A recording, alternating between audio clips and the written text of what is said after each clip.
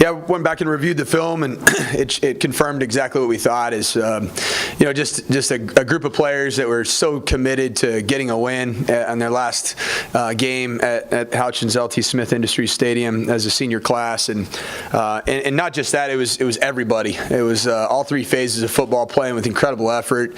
And obviously that's great to see. It's great to see the locker room, the feeling in the locker room, and now we got another great opportunity to go play in an environment that has been one of the best in Conference USA, a place that we haven't, as a program, have never gotten a win in Ruston, Louisiana, in 3 trips there. And against a team that we have a lot of respect for. We had a battle with them a year ago, came down to a field goal. And this is going to be a big game for our seniors. This is truly their last game. Last game was their last home game, but this is the real senior night for us, or in this case, the senior morning. 11 a.m. kick time is going to be something that's going to be a little bit different. Be an interesting environment. Just never know with those early kick times, what that ends up looking like. I remember back, I played an 11 a.m. kick time game as a player in 2001, 17 years ago, in Ruston, Louisiana, when Boise State and La Tech were both in the Western Athletic Conference, and I think it was hunting season in Ruston, Louisiana. So it was actually a great game, great football game. But those early morning games in different parts of the country, they have different types of feels, different types of environments. We're going to prepare for a great environment, and we're going to prepare for a fast start, because we got to do that against a very, very talented team. And we'll get into that. So I'll open up for questions. What's the key in maintaining that sort of edge that you guys had last week? Yeah, I think just knowing that the plays that we've been wanting to make, we made. And obviously we played against a UTEP team that, their record didn't show that they were a strong football team, but you look at their games, their contests throughout the course of the year, and even there they were peaking going into our game, and they had a really good Middle Tennessee State team at the end of that game, kind of on the ropes a little bit. Scored 32 against them, and we're beating Rice by 31 points in the third quarter. They were up, really had an opportunity against La Tech on the road, 17-17 in the fourth quarter with 2 minutes to go. I think that we made plays in that game, and that's because we have playmakers. Just cutting them loose and letting them play, and not holding anything back from them. Just letting them play with that kind of reckless abandon. And it came together, and I think it came together because they wanted to do it. They wanted to do it for each other, and they also, I think, they're growing a little bit with Steve too at quarterback. I think that was a big part of it. There were some things earlier in the year that Steve did that were had to be corrected, and it was still a very clearly a quarterback competition going through the course of the year. Now I think with Steve being the solidified quarterback going forward, there is growth with certain receivers. Quinn Jernigan's a guy that you can tell there's a growth. Lucky Jackson, there's growth with Steven, and then Mike Wandine, there's growth. Kyle Fortenberry. So some of those targets that Steve has a great rapport with, that's growing, and that's good to see. The other part of it is just to just take the confidence that you attained from last game as an individual playmaker, and as a collective group of playmakers, and just bring that on the road and bring that show to Ruston, Louisiana. Mike, is this a typical Skip team? Because I remember last year how highly you hold Skip in regards to coaching in person. Yeah, I think it's a very similar team to a year ago. Just very veteran group. Skip does a great job, both recruiting, because he's a relationship builder. He also is a play caller offensively. And you can tell that he's going to play to his strengths. I mean, when he had, Carlos, he had the receiver tandem back in 15, 16. Those two guys were so dynamic, and Driscoll at quarterback. They were going to throw the ball all over the yard. Now they're a team that has a good quarterback in Jamar Smith, has some good receivers in Teddy Veal and Adrian Hardy. But they also have a great veteran group of offensive linemen, big group. You have 4 of their starting 5 offensive linemen have been on campus for 4 years or 5 years, and that's the kind of stuff that you see. They've won close games because they've been able to rely on him, meaning the running back. I'm drawing a blank here. Is the leading running back right now is sorry about that. Is he on here? There he is, Jaquiz Dancy. My fault. Yeah, Jaquiz Dancy. I had it earlier. Number 23. I see things through numbers, but Jaquiz Dancy and that offensive line, I think they really complement each other well, and they're all guys that have been on campus for quite some time. Josh Samuel has, I think, the fourth most rushing yards by WKU freshman.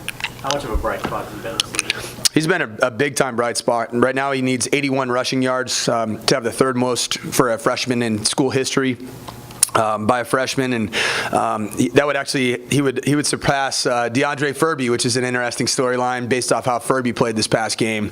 You know, and the way that Furby played against FAU, particularly when we had the ball on the 6-yard line and ran a misdirection, you know, handoff, and he just had a nose for the end zone. That was something that I noticed in the FAU game, and then going into senior day, that I wanted to give him some opportunities to go crack that end zone, and he did a great job. Very, very pleased with Furby. And Samuel's been so consistent this year. He's grown a lot.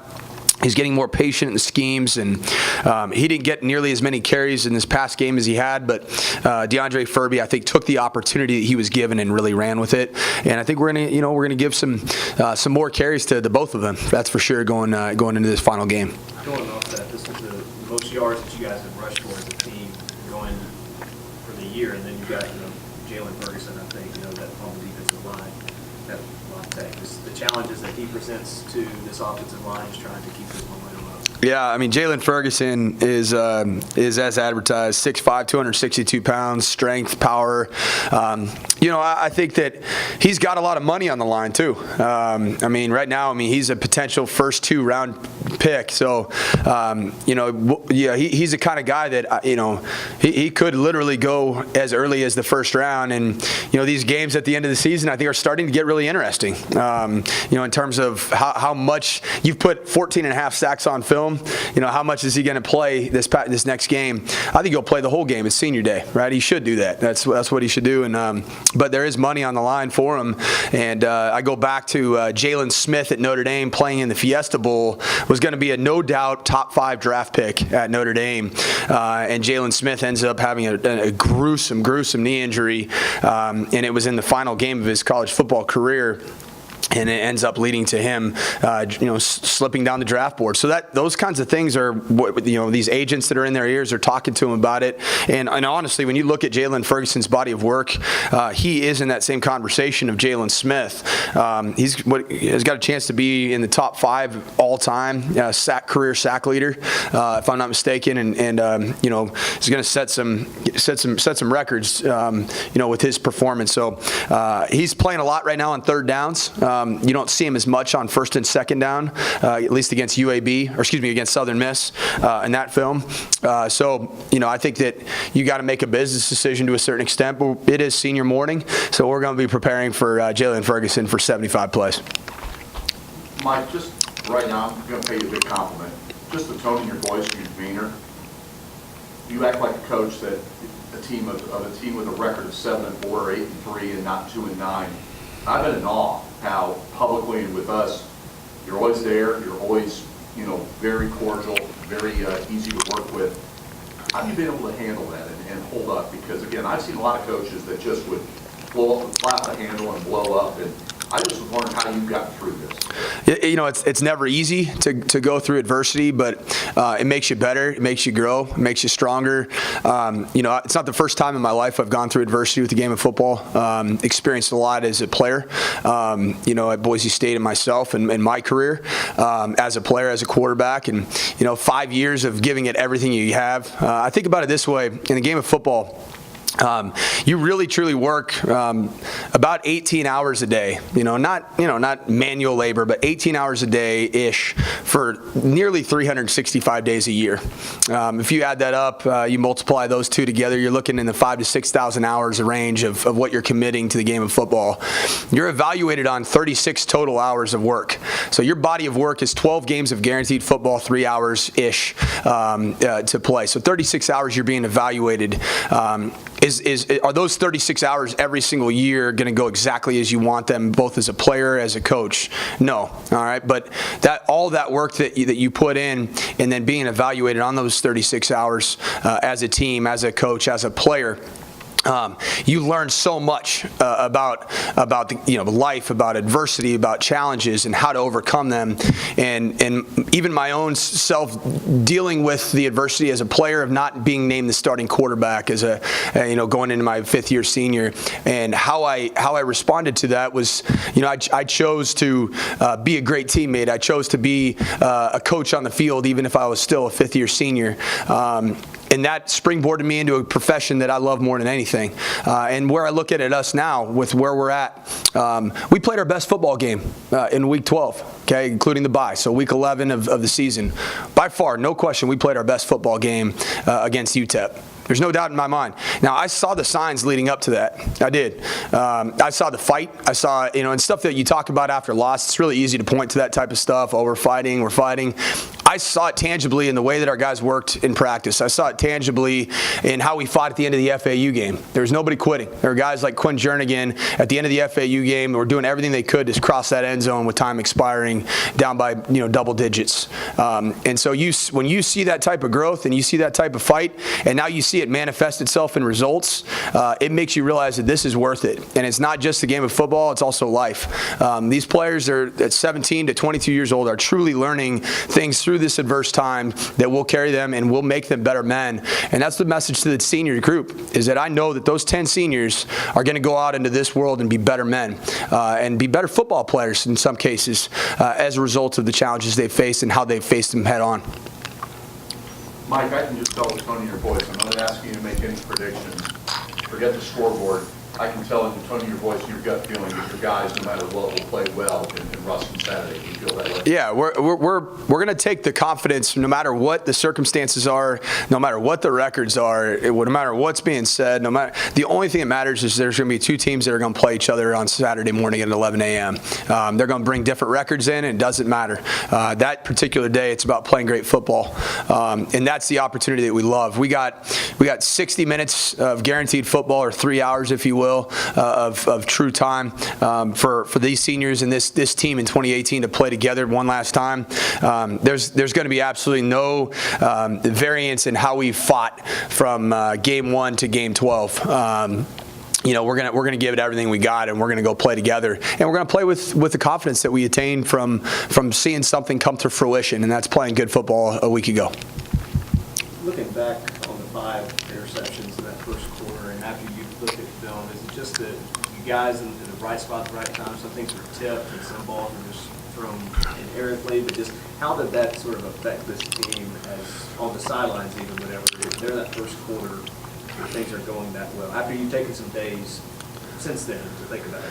I think that one of the main factors of how the feeding frenzy started was, I think, just the defense feeding off of our offensive start. So you think about that. We started with the ball, right? We drove the ball down, made some great plays en route to 4th and 2, inside the red zone, which is in an area that hasn't been friendly to us at times this year. And for us to execute a play to perfection with Quinn Jernigan and Stephen Duncan's play, and even the offensive line on a hard action pass. I think our defense fed off of that energy, and then the way that we pressured Loxley and Jones, that really did lead to some of those balls getting kind of fluttered up into the air, and our defensive backs were in perfect position. But I think it started up front with the type of pressure that we put on those 2 quarterbacks, and they felt that feeding frenzy a little bit. And I think it was what we've been looking for really for 2 years, for offense to feed off defense, defense to feed off offense. We saw it a little bit in the opening quarter against Maine.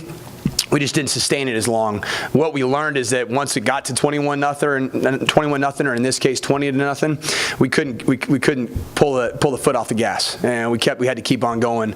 We took it into half with that same mentality. Mike, just to piggyback on what Elliot asked, I was going to ask you to evaluate one of your coaching staff members, specifically Clayton White. Yeah. And obviously you hired him. He had never been a defensive coordinator before. Here he is closing in on his 2nd season.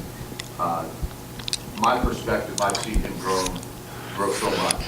but you obviously know better than anybody. I just want to know what you think of the job he's done. Yeah, I think Coach White, just like all of our coaches, has been fighting the fight. And it hasn't been easy. Even last year with the injuries that we sustained on defense was something that you don't really want to go into your first year as a defensive coordinator and really have to call the defense with less than half of the starters from the original roster going into the first game of the season. And then in this season, just what the way that the defense has continued to grow. I think that the game against UTEP was I wouldn't say it's the crowning moment of his defensive coordinator career, but anytime you can create 5 turnovers and a half of football because of pressure, because of an overall scheme design and execution from the players, I think it shows tremendous growth, not just in him, but it shows tremendous growth in our defensive unit as a whole. And the biggest growth that I felt as a team was the fact that we were able to parlay that unbelievable defensive performance into a great offensive performance in the first half as well. Thanks, guys.